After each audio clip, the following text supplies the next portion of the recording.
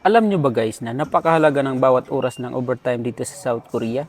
Kasi ang isang oras na overtime ay 14,430 won o nasa 613 pesos. Parang yung isang oras mong pagtatrabaho dito ay isang araw mong pagtatrabahoan sa Pinas.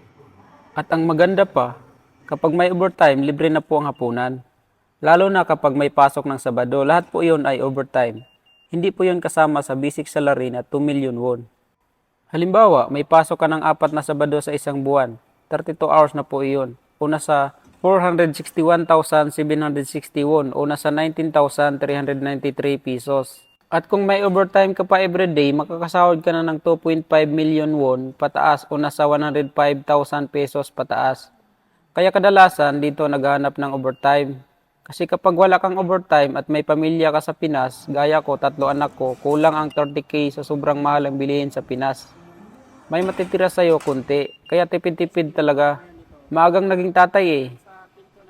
Ganito talaga tayo kapag laki sa hirap. Alam natin kung paano tayo dumiskarte. Maswerte nga yung iba hindi nakakaranas ng hirap ng buhay sa probinsya. Yung tipong kamuting kahoy lang kinakain kasi walang pambiling bigas. Kaya ayaw ko maranasan ng mga anak ko ang naranasan ko noon.